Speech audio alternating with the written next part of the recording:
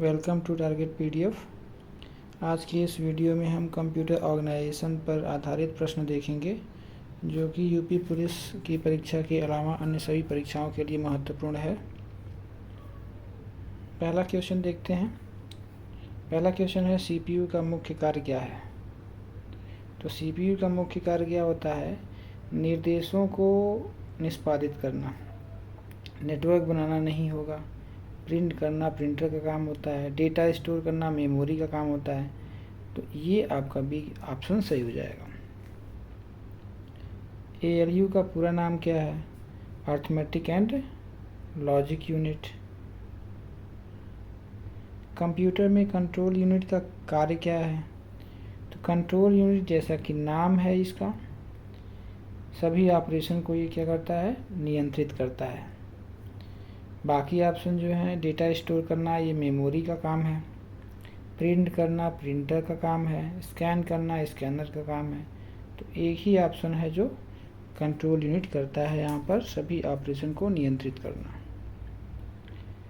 Register क्या है? Register तो आप जानते हैं कि एक तरह की मेमोरी होती है और ये एक हाई स्पीड मेमोरी होती है। हाई स्पीड इसलिए होती है कि ये सीपीयू के सबसे नियरेस्ट मेमोरी होती है। रजिस्टर साइज़ में सबसे छोटी और स्पीड में सबसे ज़्यादा तेज़ होती है ये। कैश मेमोरी क्या है? कैश मेमोरी का उपयोग क्यों किया जाता है? तो पहला ऑप्शन है यहाँ पर डेटा डिलीट करने के लिए, तो ये तो गलत हो गया। प्रोसेसिंग स्पीड बढ़ाने के लिए, हाँ तो ये सही हो जाएगा आपका। प्रिंट करने के लिए तो ये होगा ही नहीं। बैकअप के लिए ये भी नहीं होगा। तो ऑप्शन बी आपका सही हो जाएगा। 6 क्वेश्चन है, रैम किस प्रकार की मेमोरी है? तो रैंडम एक्सेस मेमोरी ये एक प्राइमरी मेमोरी होती है। इसका नेचर ये होता है कि इसमें स्टोर किया हुआ डेटा, जैसे पावर कट ऑफ होता है या फिर कंप्यूटर ऑफ होता है तो इसका डेटा जो है रिमूव हो जाता है। तो जो चीज़ परमानेंट नहीं होता है उसको वोलेटाइल कहते हैं, इसलिए हमारा जो है जो रैम है उसका नेचर क्या हो जाएगा? वोलेटाइल हो जाएगा। 7वां क्वेश्चन है, रोम का उपयोग किसके लिए होता है? तो रोम मीन्स रीड ओनली मेमोरी, यानी कि जो इसमें डेटा स्टोर होता है वो केवल रीड किया जा सकता है, मॉडिफाई नहीं किया जा सकता है। तो इंटरनेट के लिए ये गलत हो जाएगा, गेम खेलने के लिए ये भी गलत हो जाएगा। टेम्पररी डेटा स्टोरेज रैम करता है, परमानेंट स्टोरेज जो है हमारा रोम करता है, यानी कि रोम में स्टोर किया हुआ डेटा परमानेंट होता है, उसको हम मॉडिफाई और डिलीट नहीं कर सकते हैं। कंप्यूटर की ब्रेन किसे कहा जाता है? तो बहुत ही कॉमन क्वेश्चन है, हमारा सीपीयू कहलाता है कंप्यूटर का ब्रेन। 9th क्वेश्चन, इनपुट और आउटपुट के बीच डेटा कौन नियंत्रित करता है? तो अभी जस्ट प्रीवियस क्वेश्चन में हमने देखा है कि कंट्रोल यूनिट जो है डेटा फ्लो को कंट्रोल करता है। तो कंट्रोल यूनिट हमारा जो है इनपुट और आउटपुट के बीच डेटा को नियंत्रित करता है। देखिए कंप्यूटर में सबसे स्टार्टिंग की डिवाइस होती है इनपुट और सबसे लास्ट डिवाइस जो होती है वो आउटपुट होती है। तो इसके बीच में डेटा का फ्लो होता है। इनपुट जो भी डेटा हम देते हैं वो डिफरेंट प्रोसेस से होकर गुजरता है और लास्ट में आउटपुट के रूप में हमारा जो है आउटपुट डिवाइस एक मॉनिटर पे दिखाई देता है। तो इसके बीच में जो डेटा का फ्लो होता है उसको हमारा कंट्रोल यूनिट कंट्रोल करता है। 10th क्वेश्चन है, कौन सी मेमोरी सबसे तेज़ होती है? तो इसमें एक तो रैम है आपका, रोम है, कैश है और हार्ड डिस्क है। तो हार्ड डिस्क सबसे स्लो होती है, रैम फास्ट होता है, रोम फास्ट होता है, बट सबसे ज़्यादा फास्ट जो है कैश मेमोरी होती है, क्योंकि ये जो है सीपीयू यानी कि प्रोसेसर के नियरेस्ट होती है। इसके पहले मैंने आपको बताया था रजिस्टर सीपीयू के पहले होता है, तो रजिस्टर सीपीयू के इनसाइड में होता है। और कैश मेमोरी जो है, अगर हम बात करें तो कैश मेमोरी इन सभी मेमोरी के कंपैरिजन में, जैसे रैम, रोम और हार्ड डिस्क के कंपैरिजन में सीपीयू के सबसे ज़्यादा नज़दीक होती है और इसकी स्पीड सबसे तेज़ होती है। बाइनरी नंबर सिस्टम में कितने अंक होते हैं? तो बाई मतलब होता है 2, बाई मीन्स होता है 2। तो जो नंबर सिस्टम केवल 2 डिजिट यूज़ करता है, यानी 0 एंड 1 यूज़ करता है, उसे बाइनरी नंबर सिस्टम कहते हैं। तो बाइनरी नंबर सिस्टम में केवल 2 नंबर यूज़ होते हैं। 8 किस में होता है? 8 ऑक्टल नंबर सिस्टम में होता है, 10 डेसिमल नंबर में होता है, 16 हेक्साडेसिमल में होता है। हेक्साडेसिमल नंबर सिस्टम का बेस क्या होता है? बेस मीन्स जो नंबर सिस्टम जितने नंबर को यूज़ करता है वही उसका बेस होता है। जैसे बाइनरी नंबर सिस्टम में 0 एंड 1 यूज़ होता है, इसलिए इसका बेस जो होता है 2 होता है। ऑक्टल नंबर सिस्टम में, जिसमें 0 to 7 यूज़ होता है, कुल 8 नंबर यूज़ होते हैं इसमें। डेसिमल नंबर सिस्टम की अगर हम बात करें तो 0 to 9 यूज़ होता है, कुल हमारे नंबर्स की संख्या 10 होती है, इसलिए इसका बेस 10 होता है। इसी तरीके से हेक्साडेसिमल नंबर सिस्टम में कुल 0 to 9 और A B C D E F तक यूज़ होता है, कुल 16 नंबर होते हैं, इसलिए हेक्साडेसिमल नंबर सिस्टम का जो बेस होता है वो 16 होता है। इसी तरीके से 13 क्वेश्चन में, कंप्यूटर में डेटा की सबसे छोटी इकाई क्या होती है? तो पहला ऑप्शन है बाइट, दूसरा है निब्बल, बिट है तीसरा और वर्ड है चौथा। तो वर्ड हमारा जो है, पहली बात कि मेमोरी की इकाई होती ही नहीं है। बाकी बचता है आपका 3 बाइट। बाइट भी कंप्यूटर की मेमोरी है, निब्बल भी कंप्यूटर की मेमोरी है और बिट भी कंप्यूटर की मेमोरी है। तो बात यहाँ पर हो रही है सबसे छोटी इकाई की। तो सबसे छोटी इकाई आपकी बिट होती है। सबसे छोटी इकाई जो होती है वो बिट होती है। 8 बिट यानी कि 8 बिट 4 बिट जो है मिल करके बनाते हैं 1 निब्बल, 1 निब्बल, और 8 बिट्स मिल करके जो है बनाते हैं 1 बाइट। तो आपका आंसर सही हो जाएगा सी वाला। 14th क्वेश्चन में 1 बाइट में कितने बिट्स होते हैं? तभी जस्ट आपको बताया कि 8 बिट्स आपस में मिलते हैं तो बनता है 1 बाइट। तो इसका हम उल्टा देख लें, 1 बाइट इक्वल टू 8 बिट्स, यानी कि आपका बी ऑप्शन सही हो जाएगा।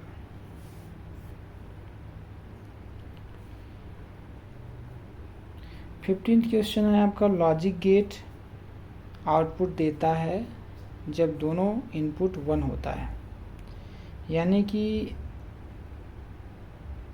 जो एंड गेट होता है इसमें दोनों इनपुट जब 1 होता है तो इसका आउटपुट 1 आता है। 1 कैसे आता है कि जैसे अगर हम a की वैल्यू लें, एक वेरिएबल हमारा a हो, दूसरा वेरिएबल b हो, और जब हम इनका एंड निकालते हैं ना, तो एंड जो है मल्टीप्लाई होता है। तो 4 केस बनते हैं कि जैसे मान लीजिए 0 और 0 हो तो कितना आएगा, 0 इंटू 0 हमारा 0 आ जाएगा। a की वैल्यू 1, इसकी वैल्यू 0 हो तो 1 0 जब 0 आ जाएगा। अगर ये वैल्यू 0 हो, ये 1 हो तो तब भी यहाँ पे 0 आ जाएगा, और 1 और 1 दोनों 1 रहेगा तो कितना आ जाएगा, 1 आएगा। यानी एक केस में हमारा केवल जो है जब दोनों वैल्यू 1 होती है तो 1 आता है, हमारा एंड करता है। यानी कि सी वाला ऑप्शन करेक्ट होगा आपका। 16 क्वेश्चन में नॉट गेट को क्या कहा जाता है? तो नॉट गेट को इन्वर्टर कहा जाता है। इन्वर्टर क्यों कहा जाता है? क्योंकि ये रिवर्स कर देता है वैल्यू को। अगर मान लीजिए a की वैल्यू 1 हो तो हम अगर इसका नॉट निकालते हैं, नॉट a निकालें अगर इसका, तो ये इसका रिवर्स हो जाएगा 0। तो इसलिए इसको इन्वर्टर कहा जाता है। 17th क्वेश्चन, फ्लिप फ्लॉप का उपयोग किस में होता है? तो फ्लिप फ्लॉप का उपयोग जो है स्टोरेज में होता है। कंप्यूटर में क्लॉक का अर्थ क्या है? क्लॉक का अर्थ होता है सिंक्रोनाइजेशन। सिंक्रोनाइजेशन जो है कंप्यूटर में क्लॉक का अर्थ होता है।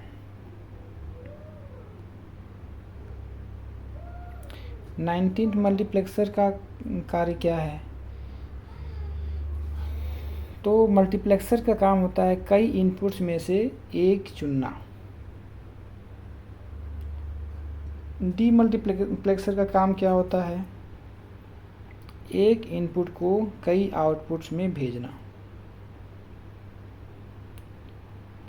21st क्वेश्चन है, कंप्यूटर आर्किटेक्चर किससे संबंधित है?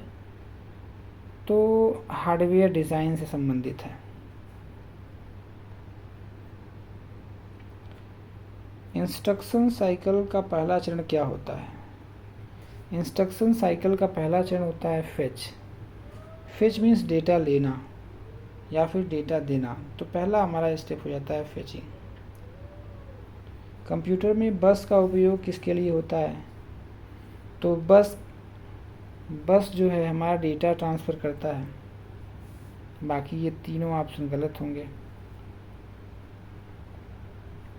24th क्वेश्चन है, एड्रेस बस क्या वहन करती है?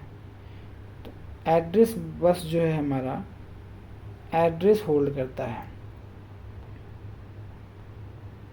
डेटा बस किसका आदान प्रदान करती है? तो ये डेटा बस जाहिर सी बात है डेटा का आदान प्रदान करेगा। कौन सी बस कंट्रोल सिग्नल भेजती है? तो यहाँ पर कंट्रोल बस हमारा जो है कंट्रोल सिग्नल भेजता है। 27th क्वेश्चन है, हार्ड डिस्क किस प्रकार की मेमोरी है? तो हार्ड डिस्क हमारी सेकेंडरी मेमोरी कहलाती है, क्योंकि सीपीयू इसको डायरेक्टली यूज़ नहीं करता है।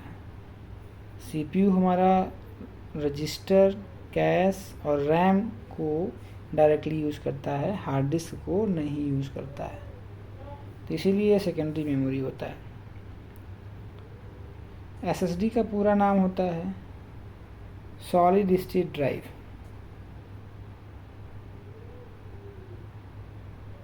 कौन सी मेमोरी नॉन वोलेटाइल होती है? नॉन वोलेटाइल का मतलब कि पावर कट ऑफ या स्विच ऑफ होने पर डेटा जो है मेंटेन रहता है, यानी डेटा परमानेंटली स्टोर होता है। तो रैम तो टेम्परेरी होता है हमारा, तो ये होगा ही नहीं। कैश भी नहीं होगा क्योंकि इसमें भी डेटा टेम्परेरी स्टोर होता है। रोम में डेटा परमानेंट स्टोर होता है, रजिस्टर में टेम्परेरी होता है, यानी कि सी वाला ऑप्शन हमारा करेक्ट हो जाएगा। 30 क्वेश्चन है, कंप्यूटर में इंटरप्ट क्या है? 30 कंप्यूटर में इंटरप्ट क्या है? तो पहला है डेटा स्टोर करना, ये तो बिल्कुल नहीं होगा। सीपीयू को संकेत देना, डेटा को हटाना, ये भी नहीं होगा। नेटवर्क, ये भी नहीं होगा। सीपीयू को संकेत देना जो है ये आपका करेक्ट ऑप्शन हो जाएगा। 31 क्वेश्चन है, डीएमए का पूरा नाम क्या है? तो पहला ऑप्शन है direct memory access, data memory access. C है डायरेक्ट मशीन एड्रेस, तो गलत है बिल्कुल। डिजिटल मेमोरी एक्सेस, ये भी गलत है। तो आपका ए ऑप्शन सही हो जाएगा, direct memory access, DMA. Pipeline processing का लाभ क्या है? तो पाइपलाइन तो जाहिर सी बात है बिजली बचाना गलत होगा, नेटवर्किंग गलत होगा, स्टोरेज घटाना गलत होगा।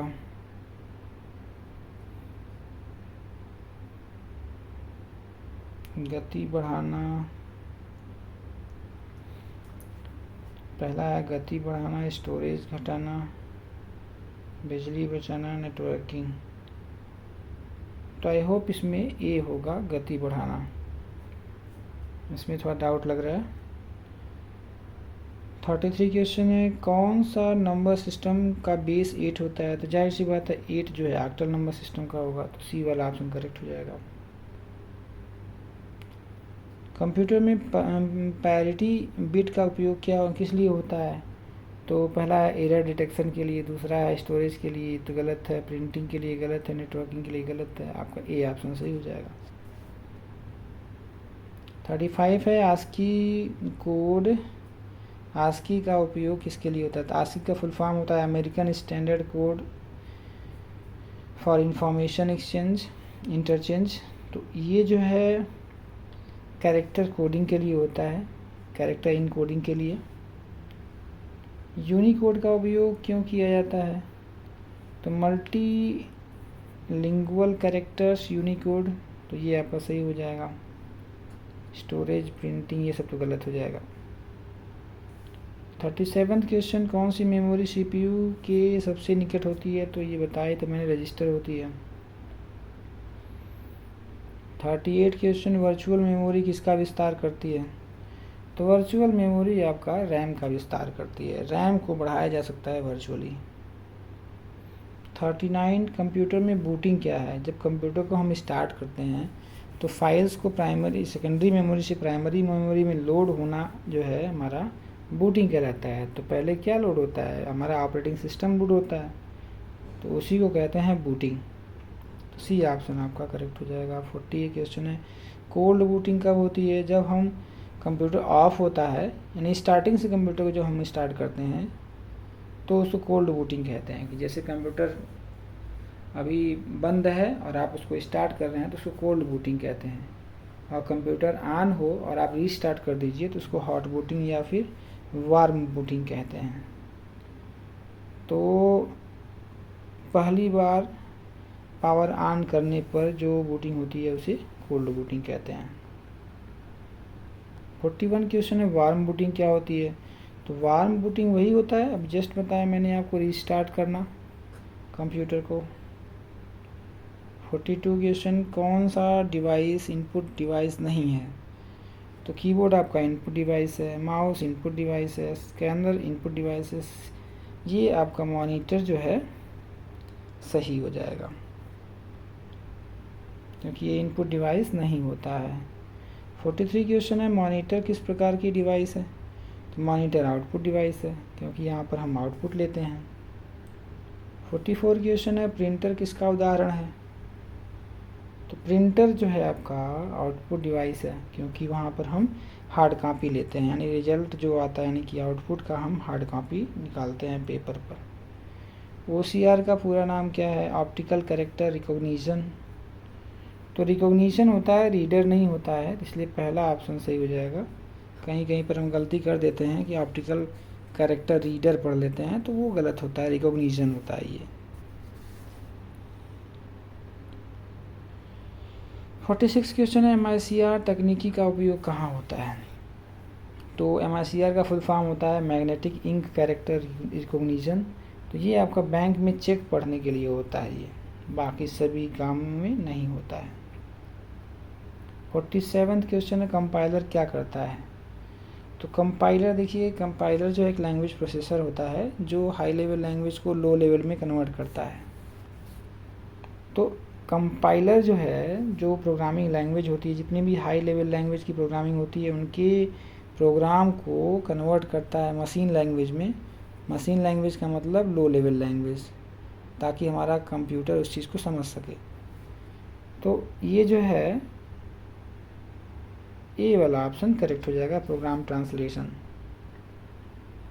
48 क्वेश्चन है आपका, ऑपरेटिंग सिस्टम का मुख्य कार्य क्या है? तो ऑपरेटिंग सिस्टम का मुख्य कार्य हार्डवेयर और सॉफ्टवेयर को मैनेज करना, सही है, यही होगा।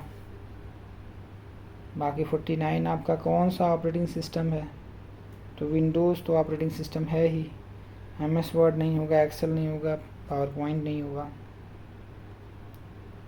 50 क्वेश्चन आपका, कंप्यूटर ऑर्गेनाइजेशन मुख्य रूप से किससे संबंधित है? तो ये जाहिर सी बात है कि internal working of computer system, केवल सॉफ्टवेयर के लिए, केवल हार्डवेयर के लिए?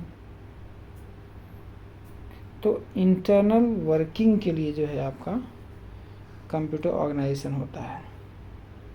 तो इस तरीके से आपने 50 क्वेश्चन देखे कंप्यूटर ऑर्गेनाइजेशन के टॉपिक पर आधारित। ये हमारा टेलीग्राम चैनल है और ये है हमारा व्हाट्सएप चैनल। यहाँ पर आप स्कैन करके ज्वाइन कर सकते हैं, जहाँ पर आपको इसका PDF मिल जाएगा और रेगुलर वहाँ पर MCQs के टेस्ट होते हैं, आप उसको अपीयर कर सकते हैं। आज के लिए बस इतना ही, धन्यवाद।